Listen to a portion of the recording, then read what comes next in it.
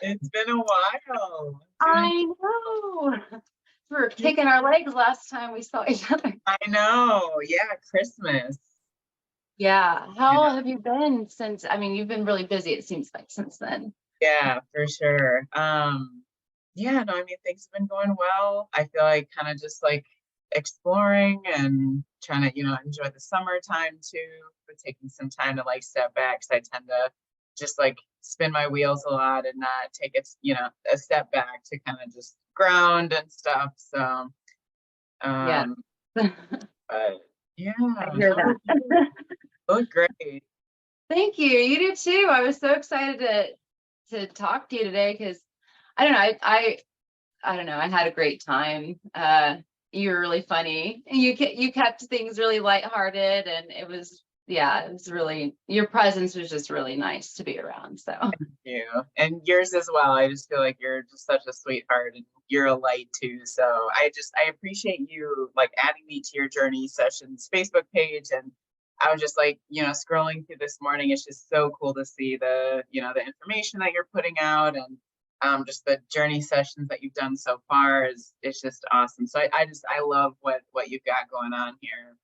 thank you. It's helping me. So it's part of, I felt like a broken record, but I just feel like part of me, I think, is doing this for maybe my younger self. Like if I just, a lot of these tools are out there and available. And, I also say this all the time. You don't have to like what I'm putting out there, but there's something out there that you will like from somebody else. So Mm, keep looking, keep yeah, searching, like keep trying to find your way to love, just, yeah. yeah, that's Yeah. great. That's awesome. Okay, so go ahead and introduce yourself. Perfect. Yeah, so my name is Sandra Kenley. Actually born and raised in Wisconsin. So I'm a Wisconsin born and bred girl. Went to school for supply chain and operations management at UW-Milwaukee. And I've had probably about, I'd say maybe 7 years of experience in the corporate sector, which has been a ride. For sure, I've had various um, positions in corporate, but I guess I just had always felt a calling to, I guess, do more purposeful work that's like more in alignment with my spirit and why I feel like I'm, on this earth in this time and space. Um, so I had pursued, I was a part of a network marketing business through the Amway Corporation for about 9 years for most of my college experience and then a few years post grad. And then my life kind of exploded a couple years ago. My mom unfortunately passed away.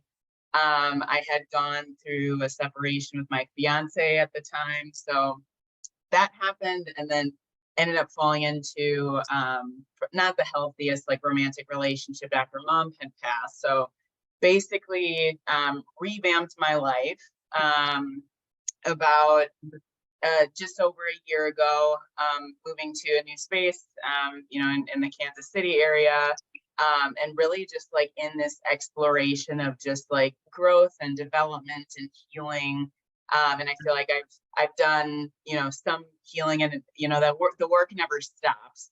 Um, but yeah, just working on, now that I've gone through healing myself, how can I help, bring that out to other people? So some of my focuses now are on speaking and coaching in the realm of personal development, which is such a big umbrella. So I'm kind of finding, my niche within that.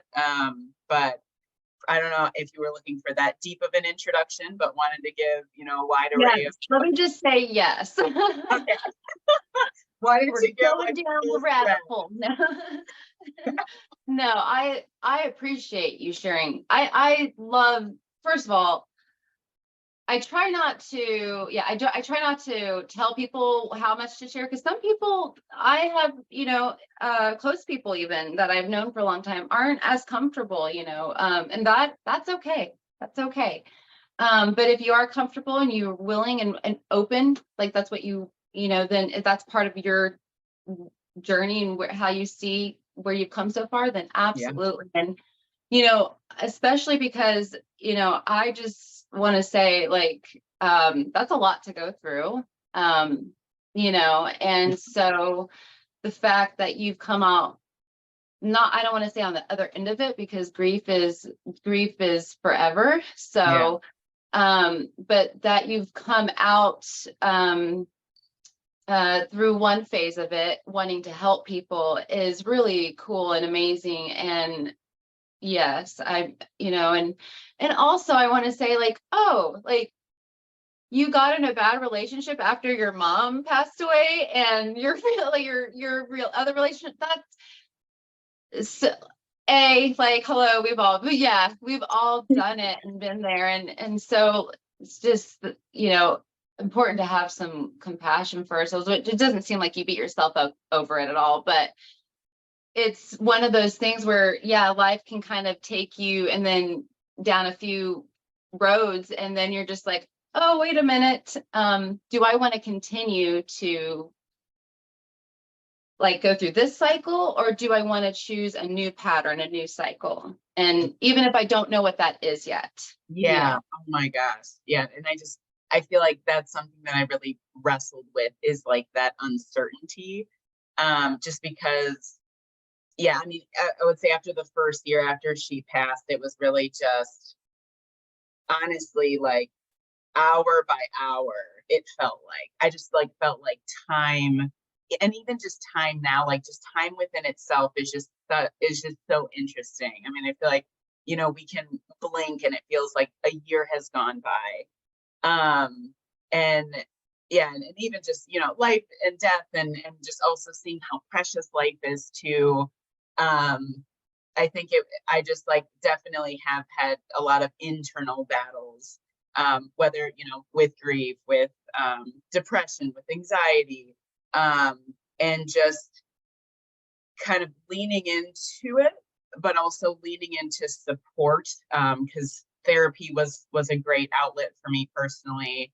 Working out, reading, journaling, stuff like that. Like that was like some of the things that I had focused on doing, just in being intentional with my healing.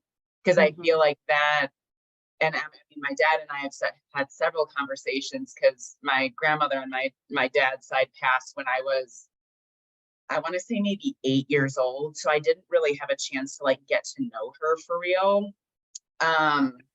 But I mean, just like, everyone's experience with their mom, is very different. Therefore, when she passes, that experience can be different for everyone. But something my dad has said is just, some people get stuck in it. And I've just taken like intentional steps to work through it and manage it. And, it's not necessarily with time it gets easier, but you kind of just learn how to live with it as best as you can, and show up, every day as best as you can. So yeah, but it definitely like just that uncertainty. I don't know, that's a kind of a fine, thread to work through sometimes. Yeah. So it sounds like your dad's mom passed away when he was, maybe in his midlife, Yeah. perhaps. And, it is an interesting thing when a mother, that mother-daughter dynamic, really just the parent-child dynamic, when they pass away, let's say, when you're, not when you're a bit older, and it's not always this case, but I would imagine that, at least for me, I know that I'm finding that I'm just now starting to kind of work through some of my own things, and it's helpful, I guess, to know that, if I have a question or something, if I really feel the need to, then, I guess it's easy to take for granted that you can just go work that out with that person, you know, or see them and say, oh, you know, maybe you don't have to say anything, but you see them in a different, you know, light. So that next step is I can imagine is a lot different because it probably comes all at once, I would imagine, you know, and then in unexpected ways. And then, you know, it's you now are detached, you know, and dealing with it fully, you know, on your own. And, you know, my mom described when she, because my mom lost her mother. I was 5 when my grandma died. And so she lost her when she was, I think, 20, like maybe 28 or something like that. Almost 30. Not past 30, you know, and she just said she felt like an orphan, you know, so she just felt like, I don't have a parent, you know, anymore. Well, her dad had passed away too at that point. So, my gosh. you know, so it's one of those things where, the support you have to, that is the biggest thing, I think, in any hardship you're going through is you're going to have to learn how to manage alone for sure, you know, but you don't have to always. Just know that you're not alone, even when you are like in a room alone, you're not alone, you're supported, but then also, you know, advocate for yourself and seeking out people who are willing to be there for you and with you. Yeah. So I'm glad you have your dad to kind of talk through some of that with, you know, that seems like it would be really helpful. Yeah, it has been. We've I had, have no idea. It may not be. yeah, I mean, we've had like lots of conversations. I mean, just because I mean, we had a pretty good relationship because growing up, my mom and grandma predominantly raised me. So my dad wasn't, you know, incredibly present in my childhood. And as I got older, we got more close.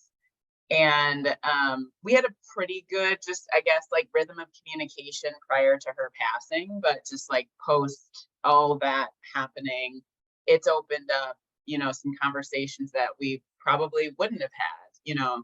And I think like being as, and I know it's kind of like one of those things too, like after she passed, I almost felt like this, like, well, if I can deal with that, I can deal with anything. Like, it's like one of those things where like, that was such. Seriously. I mean, I wasn't trying to say that, but I'm like saying that. Yeah, no, for sure. I mean, it was one of those things where, and because I'm I guess I would say I'm a spiritual woman. I don't necessarily identify with a specific religion, but very much in a spiritual sense. I almost felt like this like sense of just spiritual upliftment and almost like a spiritual like protection, almost like, just because now my mom can influence me in a way, you know, that's not in the physical realm now, but very much in the spiritual and energetic realm. So we've had my dad and I have had a lot of conversations about that. But yeah, and I think the other thing that I just wanted to mention with the support system too is also, and sometimes, like, I mean, when you're after like the loss, and I mean, I'll say this almost like from a general sense, whether it's like a loss of a loved one, a loss of a job, a loss of a relationship, there's very much a sense of vulnerability that you're in, and that can be taken advantage of. And that was kind of where I was finding myself with someone that wasn't incredibly healthy, that I was like leaning into, not knowing, you know, what their intentions were. And then it kind of got a little sit around and just like manipulative and just very unhealthy. But there was, I guess, still that like warrior fighter within myself to be able to get out of that, and then also continue working on my own healing journey too. So I think like, just for, you know, anyone like listening or tuning into this session, you know, if you whenever you find yourself in that space, because I feel like it's not an if but when, because we all go through it, is leaning into people that you do, know, love, and trust. And also, like I said, I'm a huge advocate for therapy. So there's Same. big companies that offer like wellness programs. There was a specific program that I'm blanking on, but basically where you can access free therapy. And I just highly recommend and encourage that. So Yeah, yeah. I'll have to get that from you, that in whatever, resource that is, and just kind of, yeah, I'd love to put that on the page, on the group. definitely. One thing that struck me too when you were talking about your conversation with your dad and you kind of brought it up again, is just that spiritual, now you have that spiritual backing, and it's really cool when you can now see yourself stepping into a position as a woman, as a man, as a person, for your family in a way that is now going to change things for, your nieces, your nephews, your, future children, Yeah. and even the people around you in your family that you may not even realize are, paying attention, Yeah.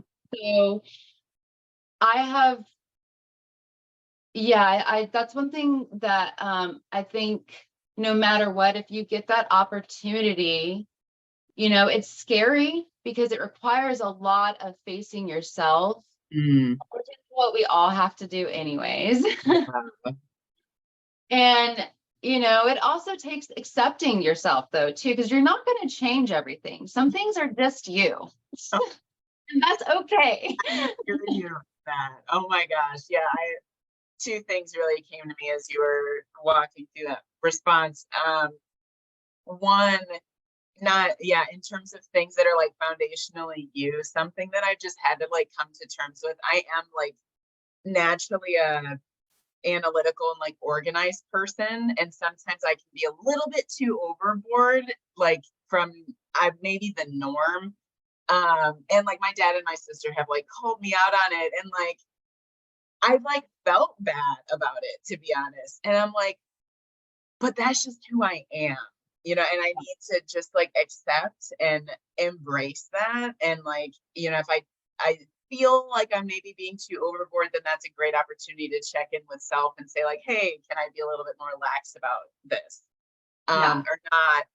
And then to your point, just in terms of like the ripple effect of, what working on your own like healing and development, or kind of that spiritual backing, how that can affect other people. Last week I had gotten a text from a cousin of mine in on the East Coast on my dad's side. And she came and visited me. We spent a weekend together actually for her birthday. And but we don't talk that often. And I remember my dad saying, like, do you know how much of an impact you make on your cousins and your family? And I said, not really, to be honest, because I also have learned, like words of affirmation are really big for me too. So I'm like, if you don't tell me I'm making an impact, like I don't really know that I am. And my cousin just sent a really kind text to me last week, and she was just like, there was like a exercise in her inspirational journal, and she was like, the prompt was, who inspires you? And she said I was someone that inspired her, and she was just like, she's like, I get so much inspiration seeing you work and navigate through things, and like when you set your mind on something, like you go for it, whether you hit it or not, you're like in pursuit. So that was just very warming for me, just to hear it. Because yeah, I don't know, I feel like that, like I don't know, it's just good to say thank you. And this is even just something I'm working on, like for myself too, but show it, like sharing my gratitude, like saying thank you more often, just because I feel like we don't really hear that. And I know Yeah. that's something I appreciate, is just, like I don't need a lot, as long as you let me know that you appreciate me and you're grateful for what I do, like that goes such a long way. Yeah. Yeah, that's really lovely. And what's really cool about that too is that it sounds like your cousin is now also maybe tapping into their power and their, and just exploring and just being curious and Yeah. just, the more that we can do that, I think just, I'm a hopeful person. I am too. So like you, I'm spiritual. I grew up Christian, and I guess I would say there's this one he's like I guess he would be like I don't know what he is. He's on Instagram. He's called Naked Pastor. Okay. And like he has this one, he makes cartoons like satirical and like kind of really straightforward like cartoons Sure. on like deconstruction and just church and things like that. Mhm. But he has one that says like my tent or my camp is in Christianity, but I have tents all over, and Mhm. I really relate to that because, I grew up with certain rituals and things that I do hold dear that have nothing to do with the church, and just certain, things that I do hold very dear to my heart and my spiritual, self. Yeah. But as I've gotten older, I've also been able to really free myself and not have any shame and really fully allowing myself to not limit myself in terms of spirituality and in terms of, getting closer to God, to, Yeah. whatever, I don't universe source, whatever, it doesn't bother me, Yeah. as, I like love is, and so I'm really hopeful that tie all that back to what I was hopeful about is that Yeah. if we all can, you know, um, deal with these hard things first, really with yourself, because you can't help anybody else deal with their things or change anybody else's mindset. You just Sure. can't. Yep. But if you can start with yourself and just your own relationships within your circle, within your home, then I think we can be better people to each other. Yeah. No, I wholeheartedly agree with you there, Raquel. I and that's part of like the self development coaching and speaking, like really, I guess, like my mission and vision, because I feel like when we focus on our own growth and development, people see that, they feel that, like my cousin being an example. Um, and it's through like I think like the best gift we can give other people is to grow ourselves, because it's that ripple effect that, that impact of just making a difference in someone's life. Or, I'm very like heavily on like LinkedIn and posting content and stuff like that. And I really just try to release a lesson or some sense of inspiration in my posts, that it hopefully, impacts someone else to feel a little lighter, maybe like change their attitude, or maybe they got off of a meeting, or like their boss is breathing down their neck, or maybe they had a fight with their son or daughter or spouse. So it's just like, I get that's kind of one of my missions just as a speaker, to, you know, be able to vocalize and leave people with a feeling that it's good to be hopeful, and that, there is just a sense of yeah, just belief that, it's brighter as you continue to walk through life, I guess. Yeah, no, I think that's great. And so, okay, so tell me a little bit more about your LinkedIn and just, you know, what is it, Sandra Neely on there? And also, yeah, what types of classes? I know you have one coming up. So if you Yeah. want to talk about that a little bit. Yeah, absolutely. So yeah, in terms of LinkedIn, Sandra Kenley, just my Oh, first. I'm sorry. Sorry Oh, about that. you're totally fine. I just want to make sure my phone's off. Yeah, so Sandra Kenley on LinkedIn. I'm kind of at this point just using my personal page. It's personal, professional, and my branding kind of like all in one, basically. You So don't yeah, need more than one page anymore. It's all like just, I right. love that. You Yeah, go here and that's where you get it. yeah, yeah. So yeah, connect and follow me there. Anytime I post, my hashtag that I have on every post is invest in you. So hashtag invest in you is kind of my brand and my hashtag that I use on all of my social media, um, specifically for LinkedIn, but other social medias. But yeah, so from a programming standpoint, so I'm actually rolling out a 5-week mastermind program that is going to be focusing on the laws of personal growth, that John Maxwell he wrote a book called 15 Laws of Personal Growth. So talking through the laws of intentionality, of pain. So how do we utilize pain to move us forward?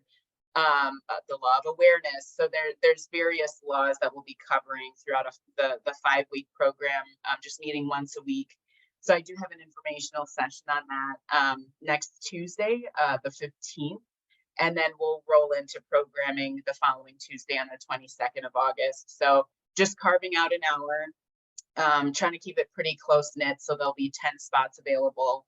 But yeah, so really the goal is to create a safe space for people, to open up some, different topics relative to the different laws, and have a takeaway or a piece of homework, if you will, in preparation for the next week, and really build upon that and kind of utilize each exercise and each time that we get together to help move the needle a little bit. So whether it is utilizing a law for personal development in your career, or professional development, I should say, or personal development in your relationships at home, or friends and family outside of that. So yeah, so that's really kind of the first step, and beyond that, looking to roll out other, mastermind programs, various like lunch and learn workshops, or other speaking engagements. So kind of in the process of really just tapping into my current network, and seeing how I can make meaningful relationships, new meaningful relationships in the area too. So Yeah, definitely. Okay. So we'll get all that information, I will get all that information out with this episode too. So the other thing I was curious about is, so if somebody goes through, the mastermind program, or let's say they go through the information session and they're interested in working with you, but not necessarily the class, do you offer one-on-one like coaching as well? yeah, absolutely open for the one-on-one coaching. It's kind of customized based on that individual's needs. So yeah, in the event the 5-week program doesn't make sense for one-on-one coaching, usually I'll book like a 30-minute to an hour session, just to meet, understand, what that individual's needs are, what they're looking to accomplish, or where they're looking to develop. And then from there, I kind of take a step back and take some time to digest what their needs are, and then put together a plan. I have worked with a couple women on like a 30-day personal development runner program, and also focusing on the 60 to 90-day, I guess, time frame too. So it's very dependent and customized depending on the person, and what their needs are, and where they're hoping to go. Yeah, exactly. And well, what's really neat about when you start your own therapy journey is, at least for me, I've been, I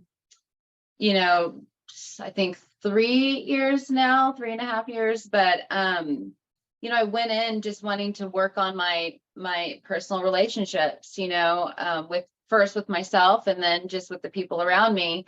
And it's really developed into how I interact with anybody I meet at work, at, the store, just my kids, as being a mother, past, even these kind of, interactions, meeting meeting you through the show, and then, but still trying to get something meaningful out of it, just being present, in my life, Right. so it's really cool because you will just find joy in new ways that you didn't even know existed. So, Yeah. yeah. And I mean, it's really helpful, I think, on the back end to hear, your journey, because, my counselor is open with me and, lets me know he has his own mentors. And so anytime I'm like, I really appreciate this, he's like, well, this was what my mentors gave me. Yeah. Very open about, I also, and he still, goes to his mentors, he has, he goes through, I think it's it's like mindful compassion, it's something like the conscious living, I think is Sure. what it's through. Gay Hendricks is one of his mentors. He has a couple books and stuff like that too. But so on the back end, it's really helpful for somebody going into any kind of counseling, therapy, coaching, to know that person has done it and is doing it for themselves. Yeah, no doubt. I mean, the learning never stops. Like what's that popular quote? It's like, if you're the smartest person in the room, get out of the room. So it's just like, yeah, or even just like, after you graduate college, the learning doesn't stop just because you're out of the classroom, right? It's like, now you've got life university. Yeah. So, but yeah, no, I couldn't agree more. Being a coach or leader, you have to learn to follow. You have to learn how to be coachable first before you can really dive into, taking, just, taking the responsibility of working with someone, because it genuinely is a responsibility. And yeah, I mean, yeah, couldn't agree more. So yeah, being coachable, and I also was an athlete too growing up. So I swam, ran track, played volleyball. So I love being coached. Give me whatever feedback you Give have. me a direction and I can do it. Absolutely. To a fault sometimes for me. I have to catch myself like, no, I'm not doing that actually. But okay, so that's and I guess I had another question before we got off here and now it left me. Oh goodness, I'm sorry. No worries. Felt like it was important, but maybe it wasn't. Think we were talking, okay, so if somebody feels like maybe they're deep in their grief, and we're talking about being coachable. So if somebody is like, I really want to get some help, but I just don't know where to start. I don't even know if I can be helped. I guess what's one thing that maybe that person can reframe or do, or just what's one step forward, I guess? Yeah, great question. I would just say journaling is incredible.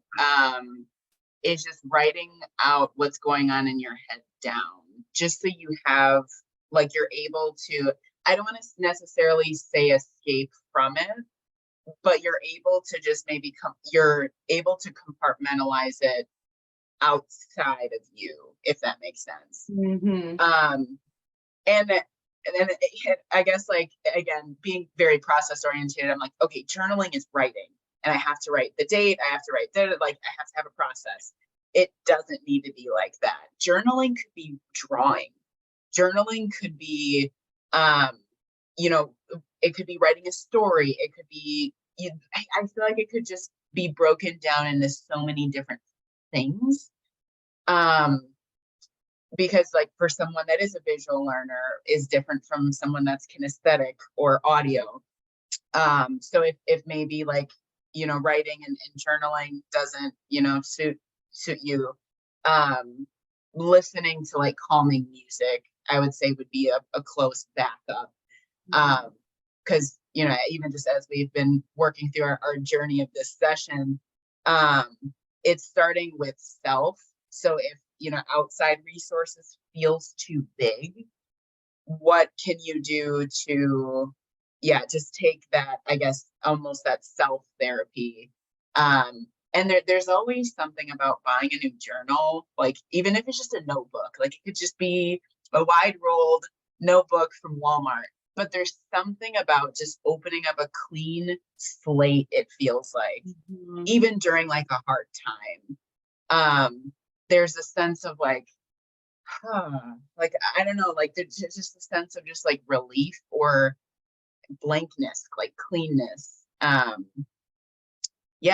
just, write or draw like to your heart's content. And then that could also be used. There's a mentor of mine several years ago, made the recommendation, when you're in a very low place, write a letter to yourself. And when you're in a very high place, write a letter to yourself, because with the light comes the dark. And you know that you've gotten to the light when you're in darkness, and you know that when you're in light, you've been through darkness and you were able to get yourself out of it. So that piece of feedback really stuck with me.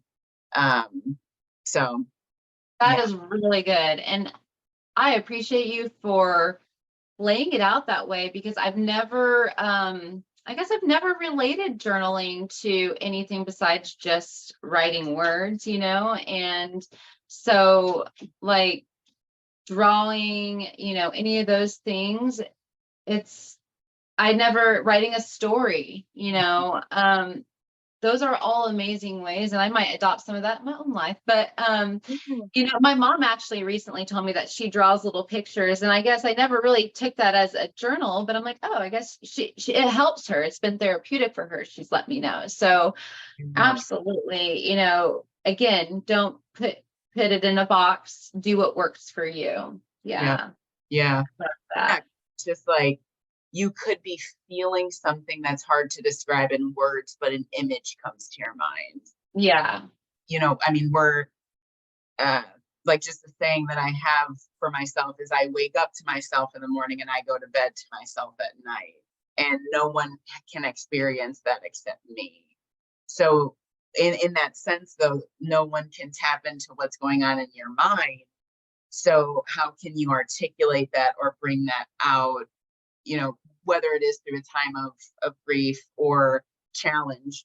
And I like, also with the light and the dark, even when you're doing good too, like that's such a great time of reflection and writing, because you can go back to that. I kid you not, I still have boxes on boxes of stuff my mom kept. Like, she kept so many things, but I found like, because I have stuff for my kids, like, then I have a tote. I have limited myself to a tote. It's a really, really big tote. Okay. But because I got, 18 years of school here, so, or not 18 years, but you know what I mean? Yeah. But, so, I love that too, because I think they're going to enjoy it. It's good to hear that you enjoyed it. Yeah. Or you enjoyed it. Still working through stuff, but I have stuff dated back to before I was born.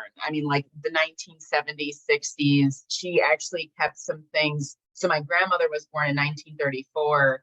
I've got like black and white pictures that my mom kept from my grandmother.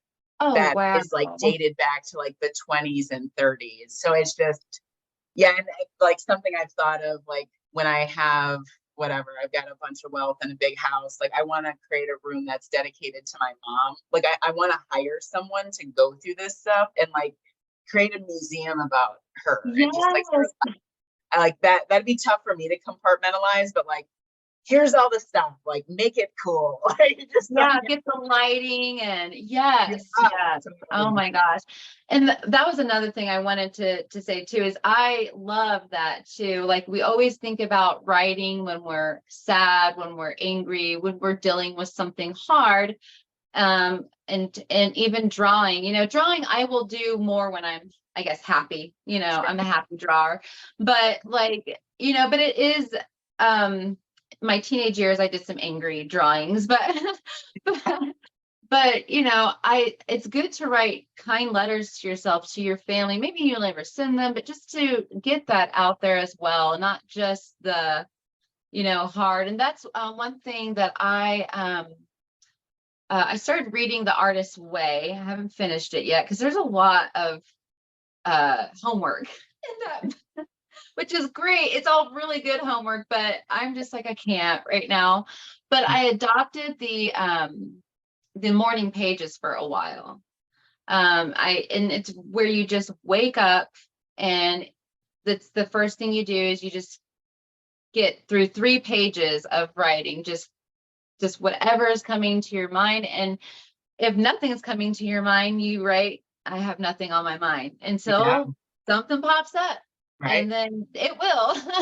So, and what I loved about the morning pages was that it was a flow of highs and lows, and I was all out of me before I even left, got going for the day. Mm-hmm. So that is what I really loved about it.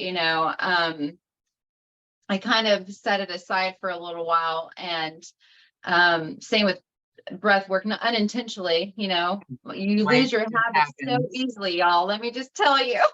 Yeah, I hear you. So, but I'm getting my breath work back. I'm feeling, I'm getting back to my rituals per my counselors. Like, have you been doing this? And I'm like, no, I haven't. So, so I think that's another thing I want to slowly bring back into. But because of that, because it wasn't focused on anything negative or positive. It was just me, just how I woke up. Yeah. And, Yeah, no, I love that. Yeah. It's having grace with yourself. Cause I'm still in the process of refining my morning routine.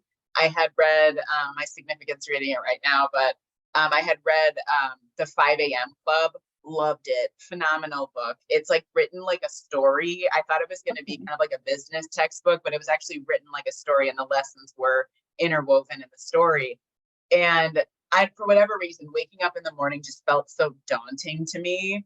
So I started with 6 o'clock. I started at 6 o'clock, and then I bumped it to 5:45, and then I didn't quite hit 5 a.m., but it's still just getting up in the morning and having a win, whatever that looks like for you. Maybe that is journaling or doodling. Maybe that's going for a walk. Maybe that's stretching. So for me, at least some form of physical activity is a win in the morning. So I did some yoga stretches this morning, or hitting up Planet Fitness and jumping on an elliptical for 20 minutes, just something. Because if you're able to start your day with a win, then that energy, whether you feel good or not, it's programming, to your point, in that habit. And sewing in yourself too, because you're doing that, for you. Yeah. And one thing that struck me here, and I know it's getting closer to time here, but one thing that struck me when you were saying that too is we're doing that whether consciously or unconsciously. So it doesn't matter if you wake up and do morning pages or breathe or go for anything that works for you. Whatever you are doing is programming you, is affecting your body, your mind, your soul, and so if that's working for you, don't, what the old saying, don't fix what's not broken. So, if you're fine, if you feel good, don't be like, oh my God, there's something wrong with me, but if you don't feel good, then whatever, just maybe start there, be curious. Well, what am I doing when I first wake up? Just start there and don't judge yourself. Just be curious, just notice, Yeah. And because that's one thing I have to step back and do sometimes for myself is okay, what am I doing? Because I'm making the choices for myself here, whether I am aware of those choices or not, so what can I do? What can I do differently? Or can I just sit here and notice what I do at least? Yeah. yeah, I like the word of the curiosity, like, and not judgment, but just curiosity and like leaning into that and exploring that and seeing. Yeah, because judge and shame will keep us stuck. Yeah. And will not, at least, I am like, I do love comedy, so I love shame in some ways. In a humorous way, I like to shame myself. Okay. But I like to bring humor, kind of going back to you are who you are. Yeah. Things that maybe you don't necessarily like about yourself. Can you laugh at it? Yeah. Can you laugh at yourself? So, no shame. I don't know about that, but, but, but no, certainly you don't want to make that how you come to yourself, because you don't want to come to other people like that. And if you're coming to yourself like that, you're certainly going to other people like that, whether you really, and nobody wants to do that. Yeah. Yeah. Well, I want to thank you so much for taking time this morning and sharing with me, sharing a very personal story. And that I really think is gonna help people. It's helped me even just sitting here talking to you. You've encouraged me and motivated me. And yeah, I just appreciate you for being so open and vulnerable, like you said, so yeah. For having me on. Once again, I love the work you're doing with your journey sessions and the content you're releasing on Facebook. And yeah, I guess as a speaker, and also as a creative too, I just feel like we learn from storytelling. We feel stories because we are all emotional beings having a human experience. And I just feel like through stories and through hearing, the hardships and overcoming, and in the process of still overcoming, that people are like touched by that. Cause I know I have been. So just working on, for me personally, just like that storytelling and, what's the hardship and the win. Yeah. I just feel like there's a lot that can be taken away from someone's story. So I appreciate your questions. I appreciate you putting together this platform and sharing it as well. And look forward to hopefully more in the future too, and maybe touch base in person too at some point. Yes. Yeah, we should definitely get together. Museum, coffee. I love all the Kansas City things. So I know you're new to Kansas City, so I don't know what you've explored, but there's so much. So yeah, we definitely ought to get together. I'm thinking of starting like a women's hiking group. I don't know. This has just been buzzing in my head. So I'm like, I just want to go hiking with some. I would down. Yeah. Let's talk about that. We can talk more offline. Okay. All right. I hope you have a good rest of your day, Sandra. Yeah, you as well, Raquel. Take care. Thanks. Bye.